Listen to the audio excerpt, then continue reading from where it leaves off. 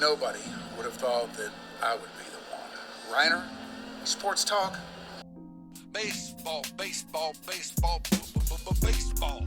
Oh, with the big mic. Oh, okay. All right, yeah. Okay, now I get it. We got a lightning strike, boys. What happened over there, Grego? We had a little lightning strike right outside the window.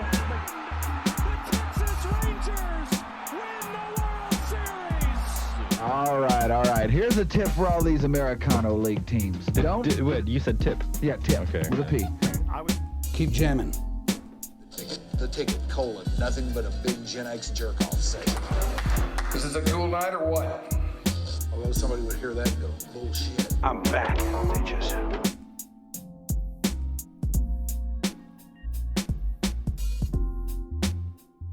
Hello, and welcome to another episode of Your Dark Companion, the podcast everybody is talking about.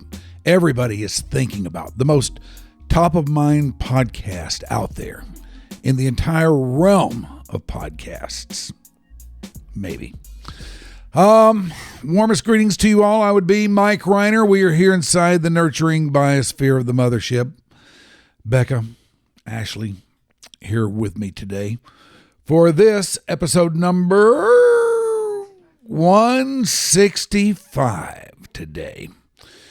And we're going to delve off into a realm that probably you go through your time in this mortal coil hoping you never have to deal with. But a lot of us do have to deal with it. In fact, in some corners, it's turned into something that's kind of cool if you have to deal with it. But I think the vast majority of us would rather get out of this thing without it. I know I've never had to deal with it, and I'm pretty much in that camp. I would like to get out of this thing without ever having to deal with it, but who knows? I may, you may. And if you've never dealt with it and are dealing with it for the first time, like me, you probably don't know anything about it. This is the world of the polygraph. That's right, the lie detector.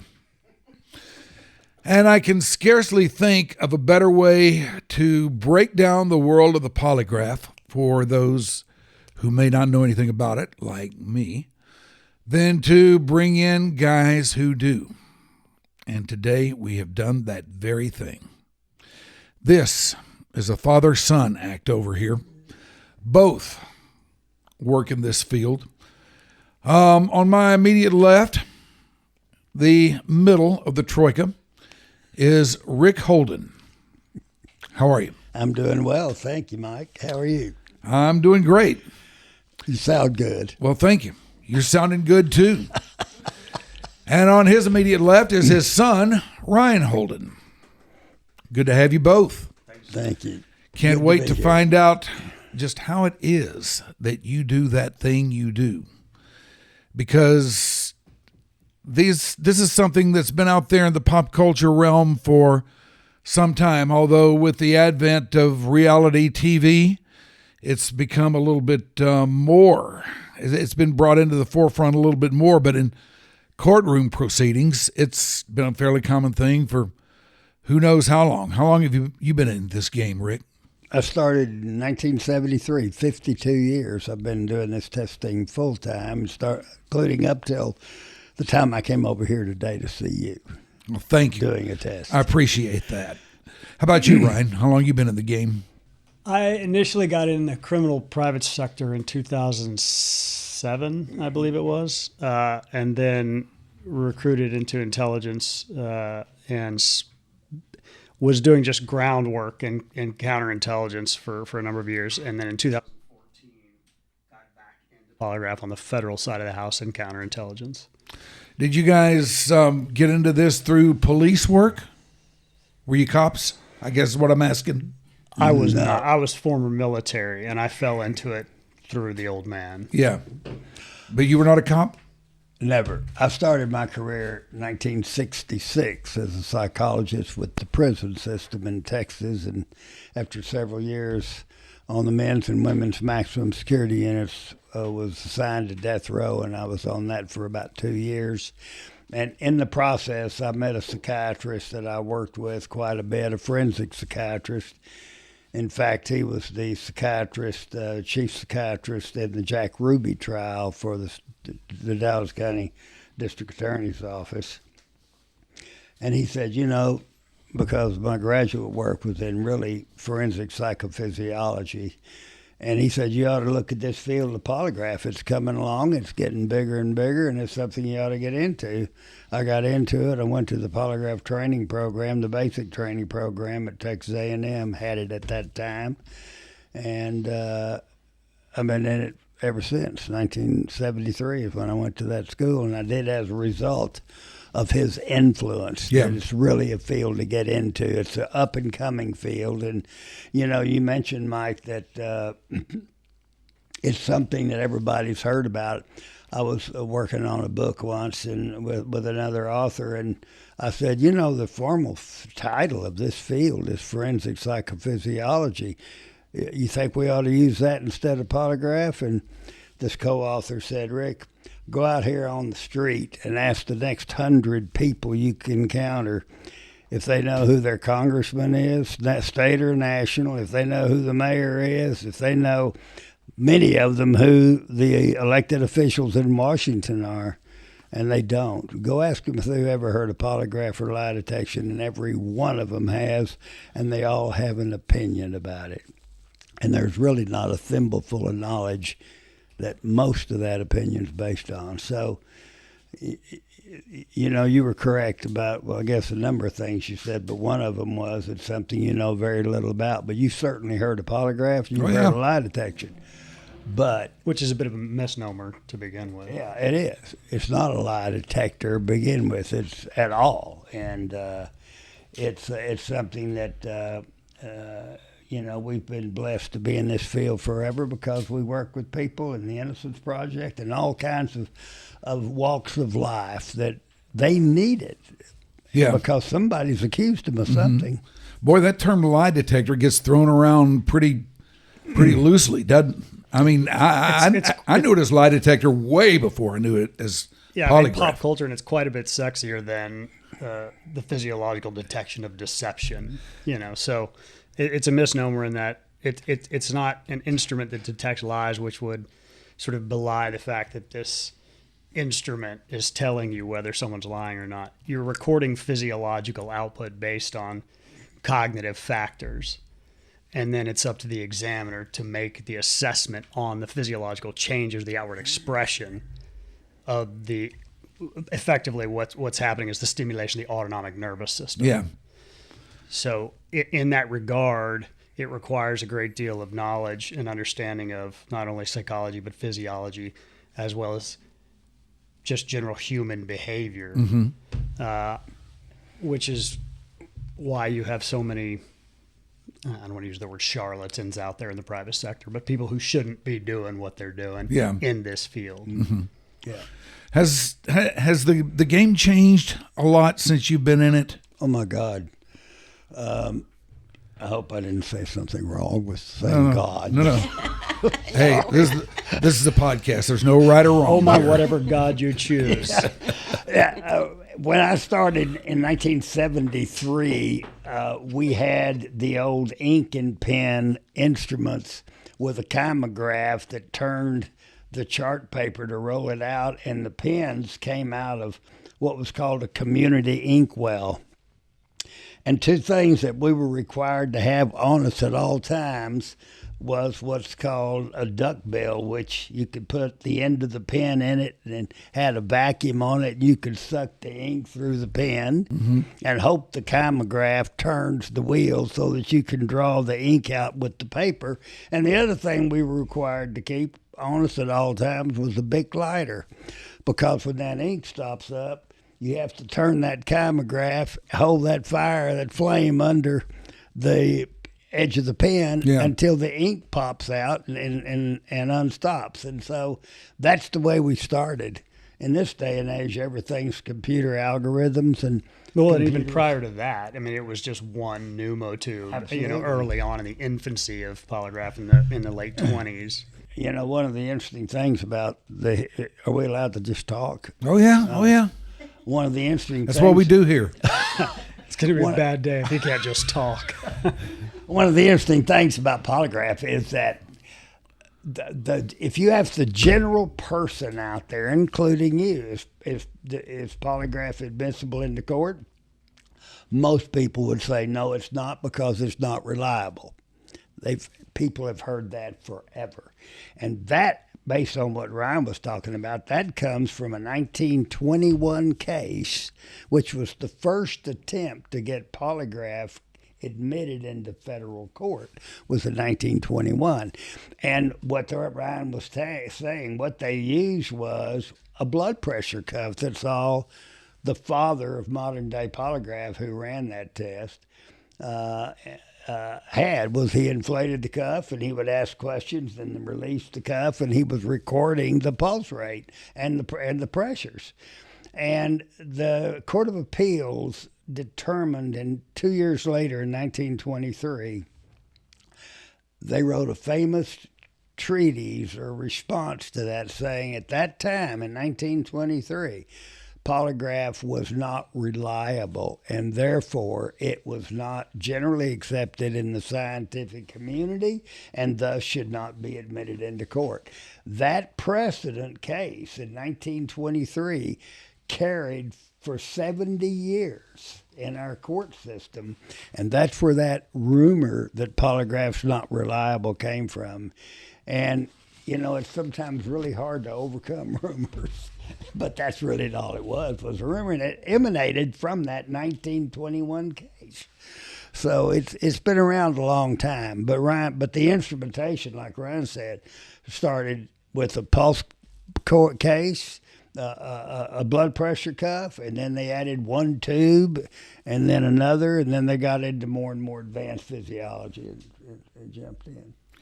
Are they 100% reliable today? I was actually just about to comment on that. I tell people all the time, because this comes up in almost every case I do. Well, what's the reliability? What's the validity and all that kind of line of questioning? And I'll free willingly tell anybody, an examinee sitting in my chair or anybody else, nothing is 100%, not even surgery.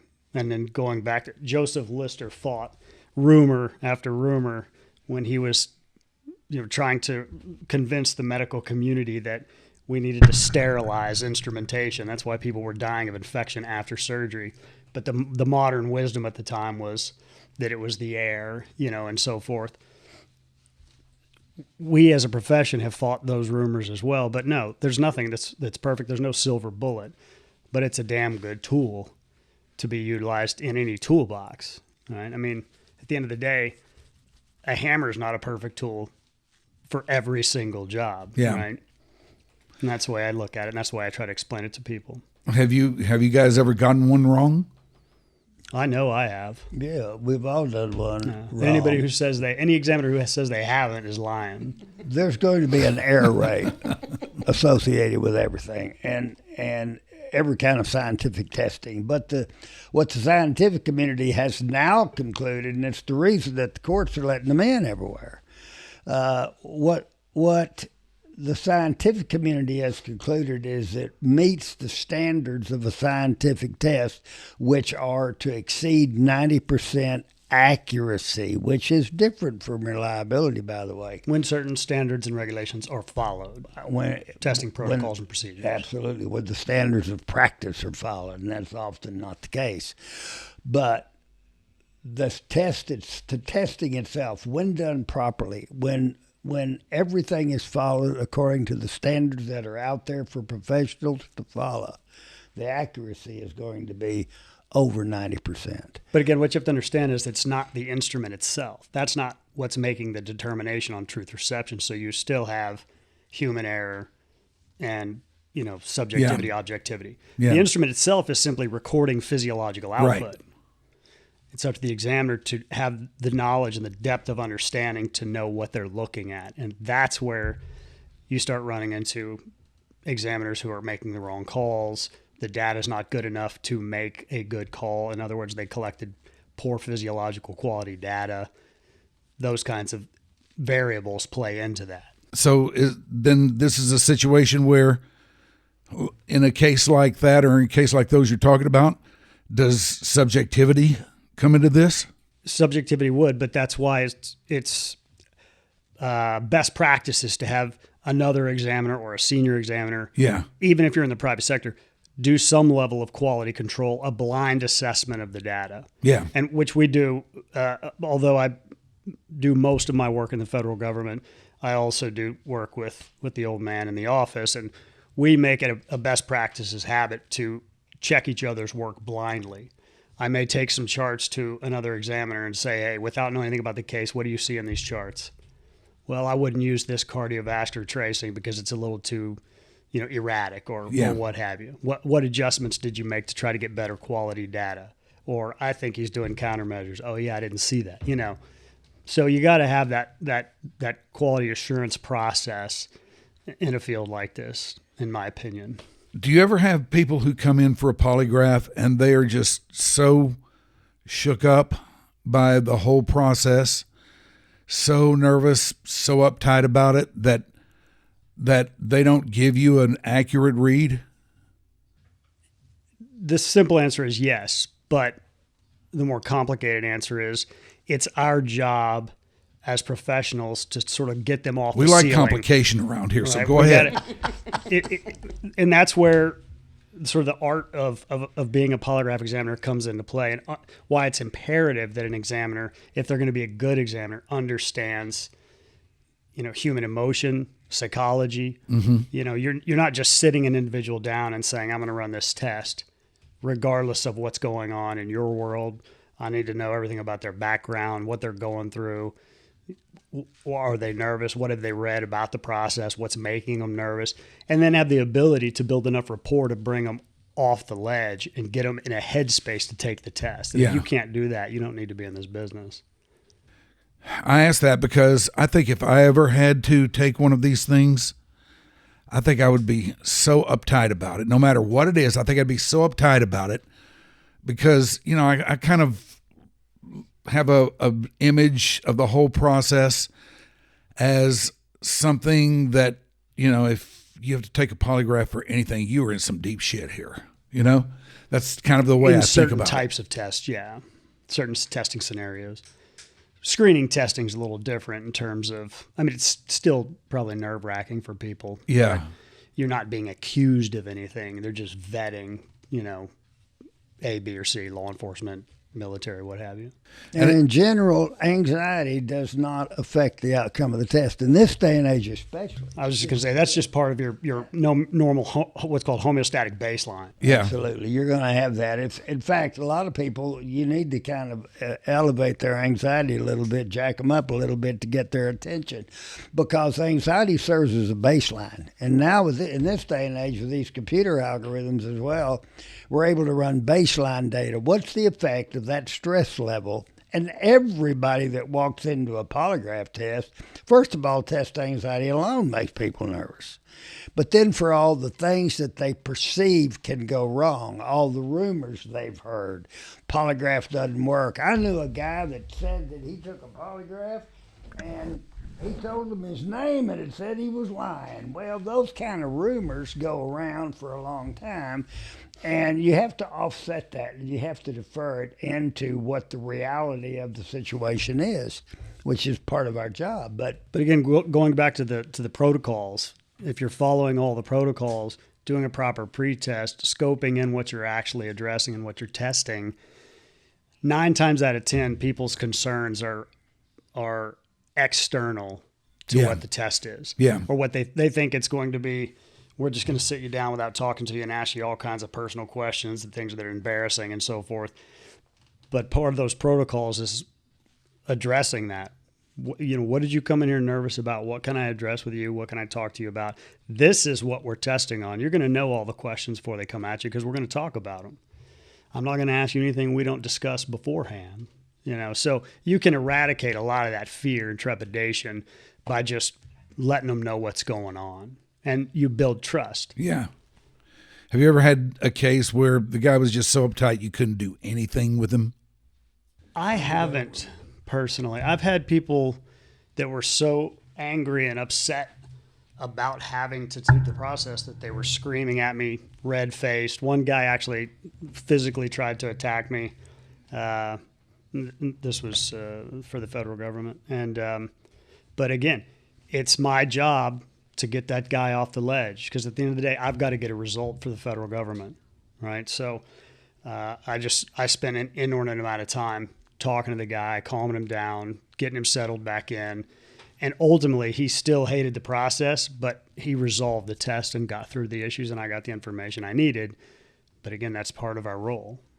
There's a difference between what Ryan's really addressing are where people are required to take a polygraph, like for screening for law enforcement agencies and fire agencies, applicants, that sort of thing, or the sex offender population, because everyone convicted of a sex offense, I'll say everyone, the vast majority of the people who are convicted of sex offenses are required by the law and by the court to take a polygraph test. Mm-hmm.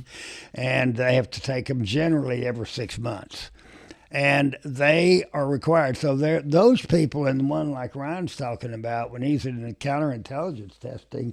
That particular gentleman had been accused of effectively spilling classified, and so he had to be there. Yeah. Yeah. Now, there's a big difference between that and the people that say, I need a polygraph test, the lawyers that want them to take a polygraph, the courts that would offer a polygraph test to help resolve a conflict or an issue where there's doubt or reasonable doubt, prosecutors that agree to have a polygraph test conducted on a witness or a defendant, and that they have confidence in, an examiner they have confidence in, because it's going to help them make decisions. And so those people want to take a polygraph.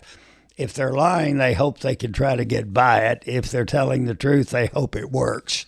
And so in that regard, some of those rumors kind of play into our hand. Yeah, a lot of people, absolutely. If they've done the deed and they come in and they think, well, it's not reliable, I can beat it. But again, you're not beating the polygraph itself, because it's just recording physiology. And in a case where a polygraph, someone quote unquote beats a polygraph, they may beat the examiner, but they're not beating the instrument. It's just recording physiology. Yeah. Right. So those kind of rumors do play into a good examiner's hand. So where do you go to take a polygraph? Do you guys have an office, or how does this work?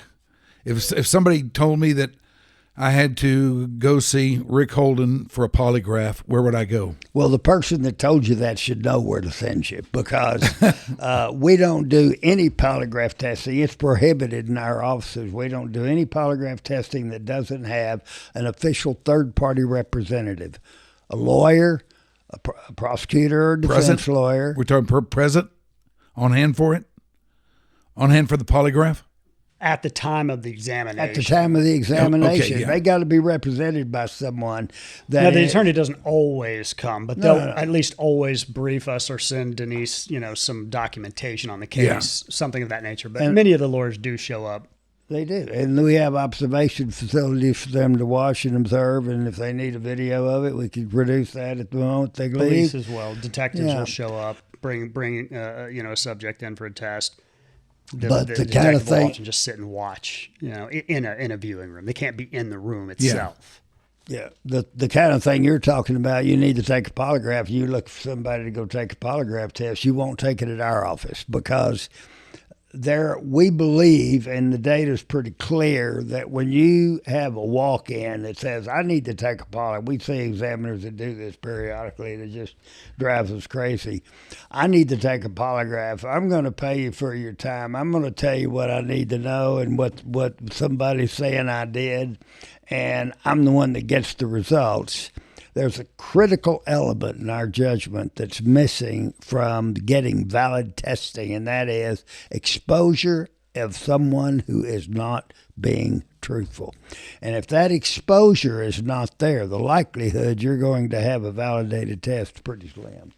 And that goes back to the pop culture nonsense you were referencing early on, the reality shows, the Jerry Springers, the infidelity testing. That's all BS garbage. Yeah, we've been asked a number of times to be involved in some of these television show polygraph tests, and That's the quickest way to lose any credibility in the profession. absolutely, we don't believe in that. It's not a game, and it's not a gimmick. It is really serious. And to everybody sitting in that polygraph chair, it's the most critical thing in their life at the moment.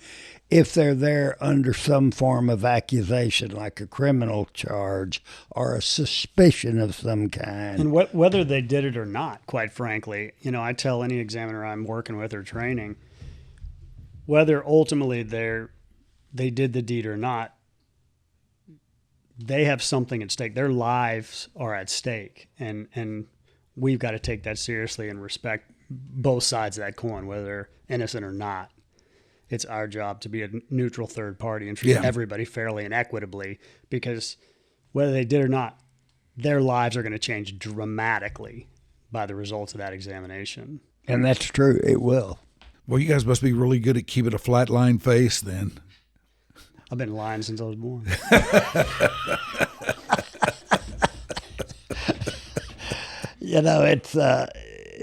It's something that we don't play with. Yeah. It's something that we take very seriously. I've been doing this 52 years, and I get the same excitement about starting the process, reading out what's the issue, identifying how best to handle this person, how to get them into the right frame of mind to be comfortable with the truth and anxious about a lie,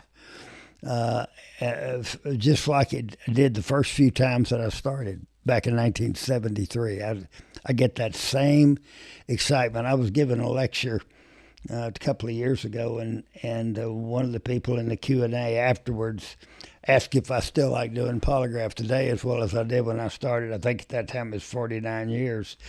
And I said, let me answer it this way. If I was blessed enough to know my appointed time of death, there's three things I need to do first. Number one, I need some private time with God. I want to try to level the playing field, square up my business, maybe do a mea culpa somewhere along the road. Number two, I want to see, feel, touch, hear. Long conversation. I want to touch, see, feel, hear every member of my family and my closest friends. And the last thing on this earth I want to do is run one more polygraph test.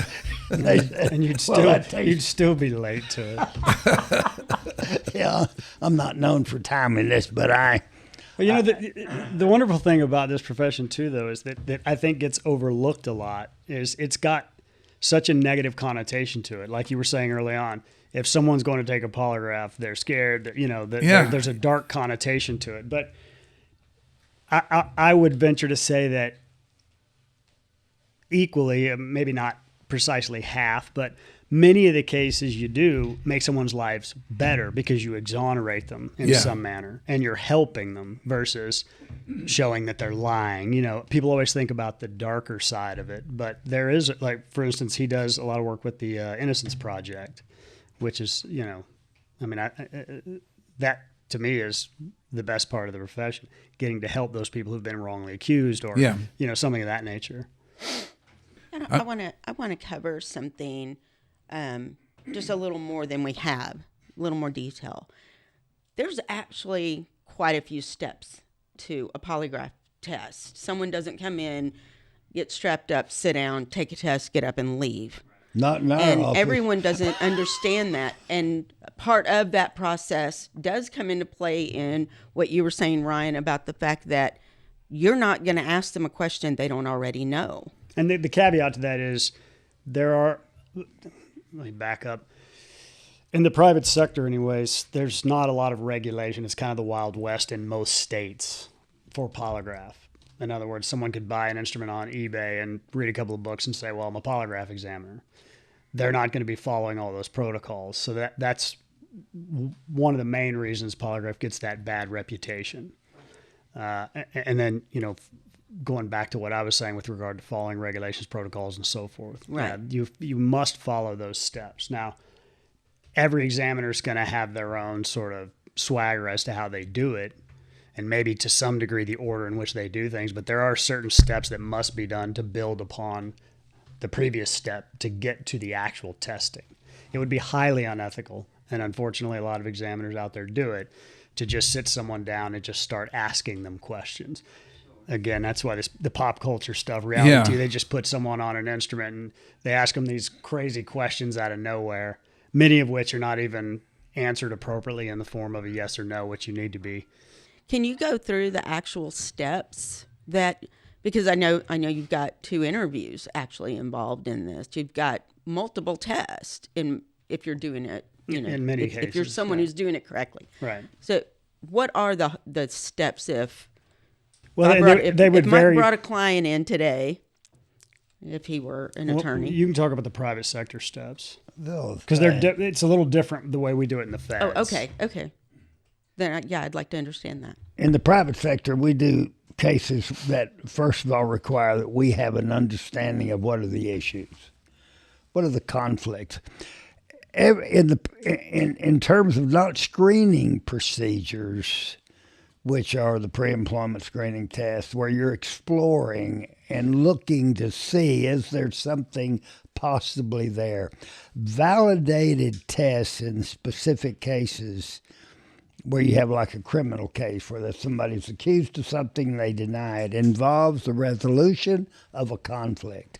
Every validated polygraph test involves the resolution of a conflict. And so the first thing we have to know is, what is that conflict? So we have to be briefed by the attorney, by the law enforcement officer. We do a lot of work with law enforcement and police agencies, detectives, that brief us, what is the issue? Now, once we have a complete understanding, and jump in here, Ryan, too.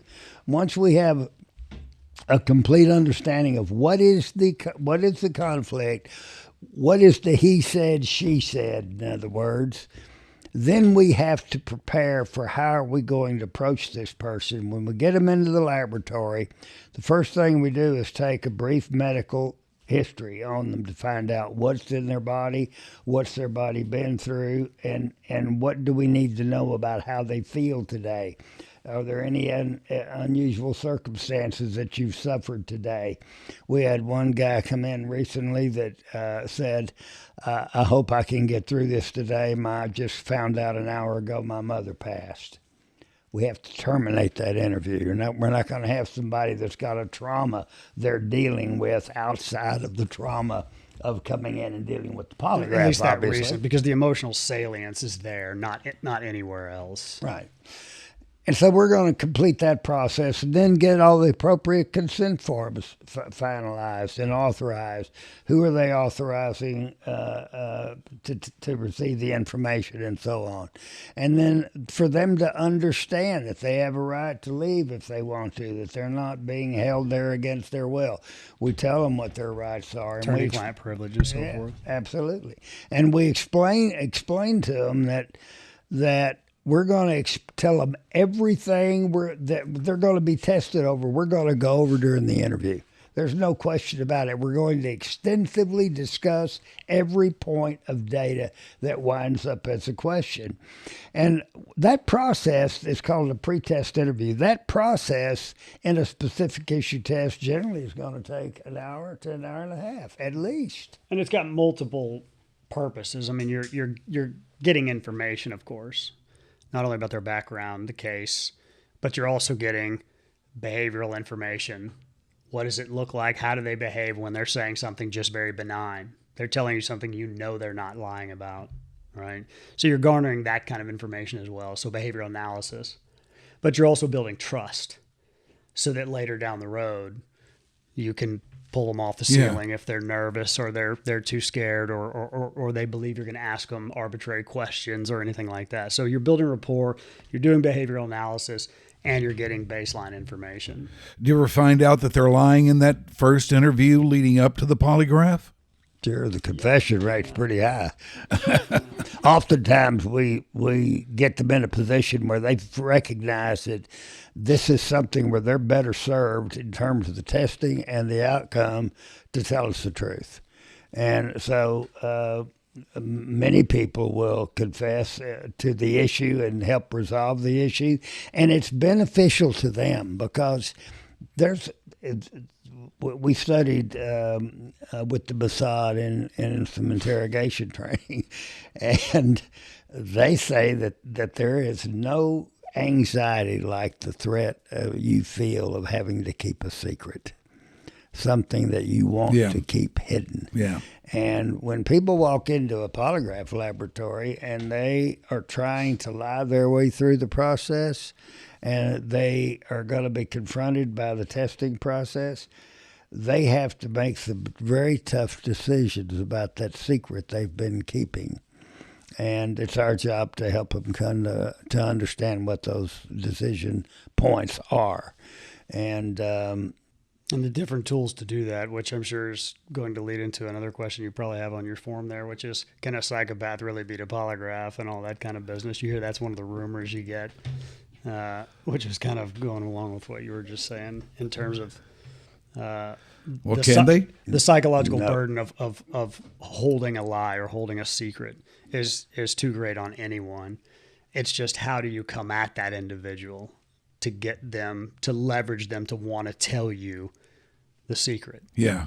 Right. So that's where it becomes, again, imperative that you have a background in psychology and understand. You don't have to have a degree in psychology, but you have to be able to understand. You have to understand human nature. So not everybody's built for it, I suppose. This is Rick Holden and Ryan Holden. They are polygraphers. We're talking lie detectors here today, and all that implies, and we'll have more with them coming up.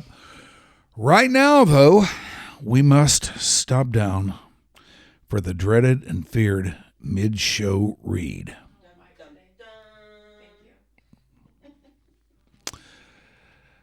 Would you like to free yourself of pain? Let's say you're walking around this world in pain, you're uptight, you're anxious, you can't sleep. Would you like to free yourself of all of that, and would you like to do that naturally? Well, there is a way, and I know that way. You can know that way too. It is the CBD House of Healing. Everything's all natural over there. They carry products from their lab, and only products from their lab, and it's all made to meet the highest quality and purity standards. Their owner is also a registered nurse, and she will take the time to listen to what's going on with you. And chances are she will come up with something right away that will help. The reason I know this is because I've had a couple of things in recent weeks and recent months going on with me that I've never had before. And I went over there, I talked to her about it. She said, try this. She gave them to me. I tried this. I tried these things, and they did help. They provided relief, and I feel much, much better since I did this. And you can find relief from the aches and pains, the emotional stress and drain, and sleep again. Shop online at cbddallas.com or in person and grab a slushie while you're there. You'll like those. 8550 Plano Road, Suite 101 in Dallas. That is in the northeast quadrant of that burgeoning intersection of Northwest Highway and Plano Road. Begin your healing at the House of Healing. And effective now, all vape products are sold online only at cbddallas.com. Is that it? Is that all we got? Okay. All right, let's get back into our discussion. That's what you need to change your name to, the Holden Polygraph House of Healing. Not a terrible idea. Just piggybacking here. Get some Denise, free make a note marketing. of that. Relieve yourself from some stress. Tell the truth. All right, let me ask you this, Rick and Ryan. This is double-pronged. Either or both of you can answer. What, in your view, is the most controversial case, maybe not controversial out there in the court of public opinion, but one that amongst yourselves and other guys who do what you do, I would imagine there's a little bit of dialogue that goes on with others in your game about, situations you run into. What can you tell us about some of the more controversial cases along those lines that you've had? You're going to field this one because I can't I can't legally talk about the controversial cases in the classified world. Right. Well, I'm not sure what you're referring to as controversial cases. And Just something that was controversial to you. I mean, maybe like something that was odd to you. That you know what? The one that actually, I don't remember the name of the case, but the one Mom's always so upset about. That's pretty controversial. Yeah. I mean, you'd have to redact names and so forth. Oh, yeah. We got to be very, very careful here. We do probably 8 to 10 sexual accusation cases a week in our office. Mm-hmm. And those cases involve every form of sexual abuse known to man. In this case that they're talking about, or Ryan brought up, is the case in which a 6-year-old girl, during a divorce hearing and a custody fight between the mother and the father, claimed that when she is staying with the father, has visitation with the father, that there are a number of sexual acts that the father is engaging in with this 6-year-old girl. And she described a box of toys that were kept in the closet. This went to CPS. They took statements from the child. Then she goes through what's called a forensic interview. Are you familiar with the process of evaluating children, their statements? Through the child advocacy centers? Through the child advocacy centers. No, I'm not. All right. Well, what happened? No, go ahead. What happens in my every feelings case? on the cat. Yeah. An accusation is made. The mother, the father, a parent, a counselor, school counselor, a teacher, someone reports that the child is telling other students or telling a sibling or told a parent or someone that someone is touching them inappropriately, someone is engaging in sexual contact with them. That child, that report goes to the police department. Usually, oftentimes, it goes to CPS first. Yeah. CPS then will do an initial interview. And when it's referred to the police, if CPS believes that there's some reason to believe, or what they call founding a case, if they don't believe it and they think there's no outcry really there, they unfound the case and it pretty well goes away. When they found the case, they usually refer it to the police department, the local police department. The police then interview whoever it is that brought the outcry, the adult, let's say, that brought the outcry. And when they have that information, it's still hearsay. They then have the authority to take the child to a child advocacy center where the people there are professional child interviewers. They're not police officers. They're not CPS workers. They do nothing but interview children. Mm-hmm. Dallas County has 2 or 3 of them. Tarrant County has 2 or 3 of them. We work in them sometimes. And Collin County, every county has them. Even in the smallest of counties, they have sometimes a couple of counties will share a CAC, a Child Advocacy Center. And they get the child in there in a one-on-one with the professional child interviewer. And they have a lot of guidelines and rules to follow. Don't lead the child and encourage the child, but make sure there's nothing that would be considered a biasing of the child's outcry. Whatever that child says effectively becomes the official version of the state of Texas versus the accused party. And that's called a forensic interview. That forensic interview is basically what we get when we have a he said, she said. In this particular case they were talking about, it's one of many, many, many of them. The child made these accusations. CPS found it and believed it was credible, referred it to the police department. The police department started the investigation. They filed charges against this father. The father got the lawyers. the mother has lawyers. There's also a divorce and a child custody case going on all at the same time. And the matter wound up in our laboratory to help resolve it because the father denied any and all of these allegations. I don't know if I want to tell the outcome of this, but well, just use generalizations. I mean, you don't have to go into gory detail. The outcome was that the father, after some initial an hour or so of trying to hide and conceal the fact that he had engaged in these sexual acts, he confessed to every bit of it and wrote out about a 6-page statement of the confession of all of these activities and the sexual activity with the child. And he didn't believe anybody would believe it. What was difficult to deal with for some people was that this test was done under attorney-client privilege. And so the attorneys knew what the outcome was and about the confession, but they were also, it just happened in this particular case, both sides of the coin had big money, and there were a lot of lawyers involved. And they, because they had the right not to reveal it, did not reveal or put him on the witness stand to testify. And the father wound up with the child when the assessments were all done. Full custody. Full custody.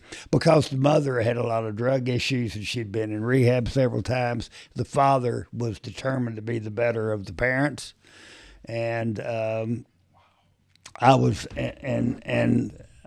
it was pretty tragic. My wife cannot forget that case because she happened to be working in our office. That was several years ago when that case was done. But I was giving a lecture to... She, like me, believes in the ethical application of violence. But to show you the heat of this case, I have it on a lot of slides that went through that scenario because there were a lot of different issues. There were some psychological assessments of the parents, both sets of parents, where there were some conclusions that wound up causing the court to give the father custody of the child. Yeah. And the outcome of that was pretty tragic. But child suffered greatly. Child sexual abuse is something that the abused child, they never really get over it. They deal with it. They handle it. Yeah. Therapy and treatment helps them do that. But a lot of times it's still the remnants of it are in the back of their brain. They never get over it.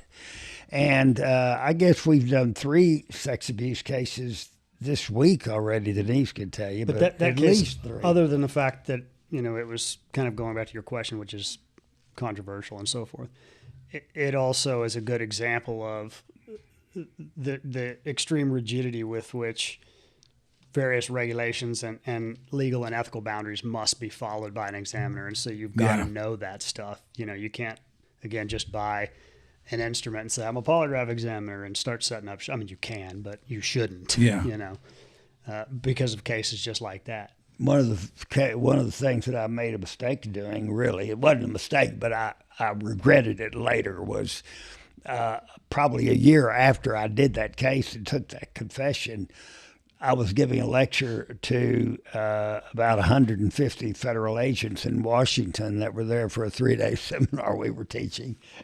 And I had all that on slides, and I had the psychological assessments all blanked out and all anonymous, where you could know identity of who was who or what was what, but they're all redacted. But and then the polygraphs, and then the confession, and then the statements CPS from the child, and all the things were there. And I go through this about 45-minute scenario. And part of that was a point that I want to make. We work with psychologists and therapists every day, and they do an outstanding job of risk assessment What's the predictive future?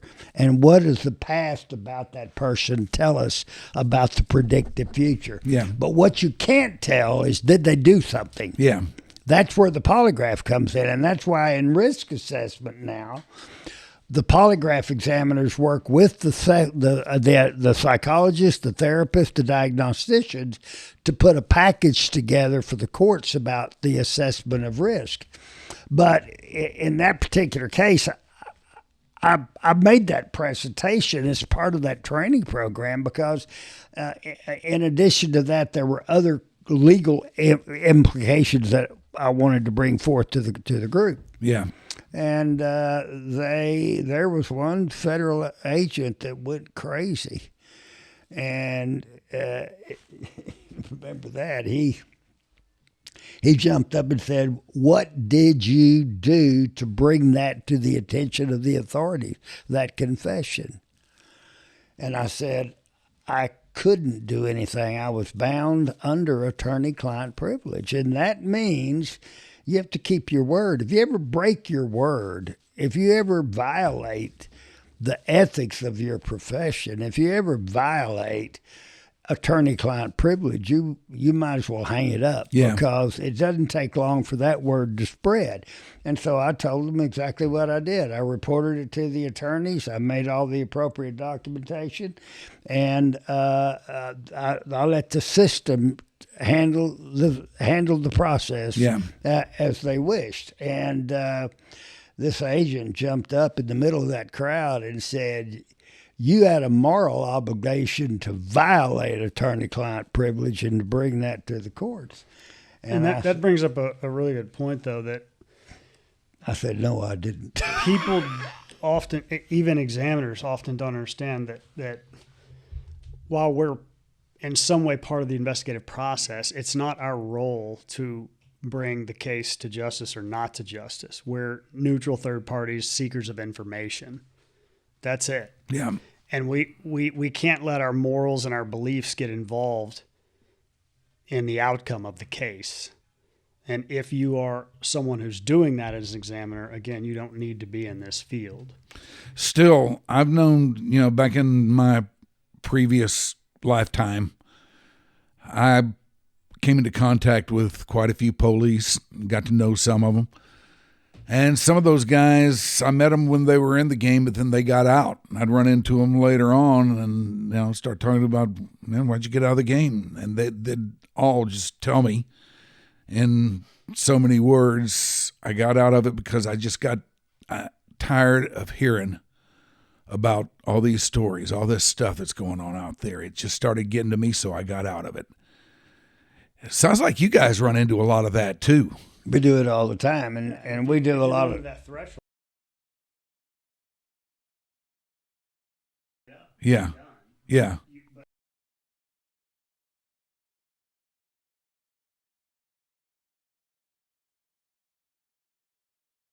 Or violate the ethics of your word. Yeah, and I don't think these guys were doing that. One just told me that, on the job he was fine, but when he would go home, he'd start thinking about stuff, and that was just making him crazy. And some of that's just personality, though. We hear horrendous things in both the private sector and the federal world, and maybe it's genetic, but I know it doesn't. I don't want to say it doesn't bother me. I mean, you hear things that bother you, but you don't take it home no more than you would as a cop or, when I was in the military, when I was with Central Intelligence, you don't take it home. You compartmentalize. And some of that's just going to be a personality type. Yeah. And again, it probably if that's is. not your personality type, you're probably going to struggle and you're going to go down the road of, the sort of stereotypical, cop drinking whiskey after work, and all that kind of stuff, right? I don't know any walk of life where there's some of the people in that particular profession or walk of life or society or culture don't have issues and conflicts that need to be resolved with a polygraph. we do, I'm being very cautious here, but we do a lot of celebrities that come to our office out of California, New York. Caveat, Yeah. not in a pop culture kind of scenario, not in the reality TV, but Yeah. there's some real allegation of something, and then under, cover of darkness, they come in and it's all hush hush because there's legitimacy to the process versus trying to publicize what's Right. going on. Yeah, and it cuts across all walks of life. We do lawyers and ministers and truck drivers and doctors of every shape and form that where somebody has made an accusation, a patient has made an accusation against a physician, or there's been an accusation of some kind of sexual impropriety that's gone on in the workplace, or And they're not all always sexual. I mean, there's fraud, there's murder, there's Yeah. robbery, there's good old-fashioned murders and robberies and capital murders, and we did, I think, 2 or 3 capital murders last week. So, but we work How with a many lot times of have I police said to you, agencies. Denise, doesn't anybody just kill anybody anymore? It's all child sexual abuse. What happened to a good old bank robbery? I think I've only done one bank robbery in my whole career. Yeah, it's exciting because every day's a holiday and get every back to meal's a basics. banquet. If you know what I mean? It's Send Mike out. Film it, and then we'll bring him to you. I think my goal is to stay away from these guys. The further away from them I can stay, the better off I'll be, I why think. my But I'll tell you ex-wife- what, this has been fascinating stuff you guys have brought in here today. Like I said at the start, it's a world that I know nothing about, and now I see that there's a lot more going on than meets the naked eye, as they say. absolutely. There's an article about us in the Dallas Observer that addressed. They got access somehow to a number of people that we had tested. One of them, the mayor, the mayor of Atlanta, that flew in to be tested.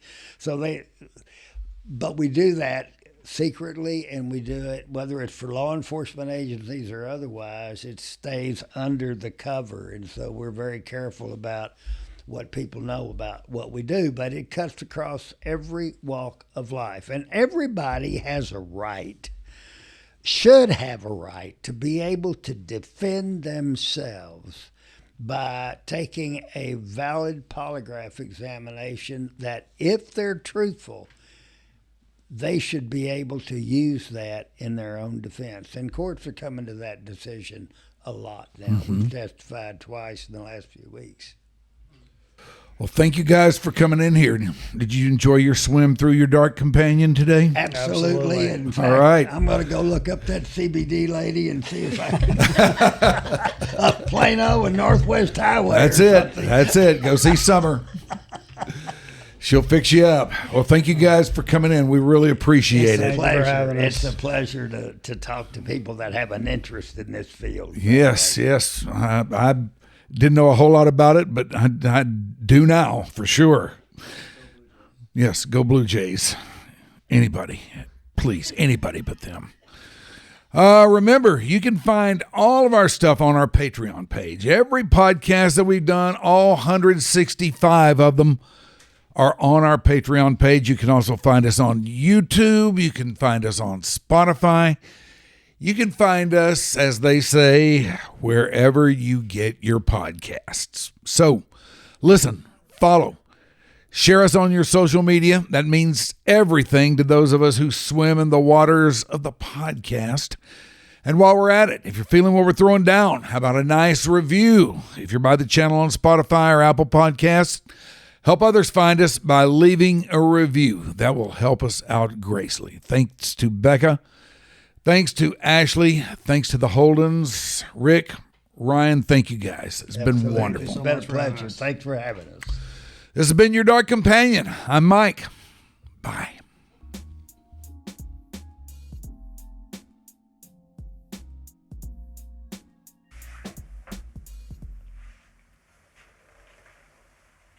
All right. I'm going to go take my pants off.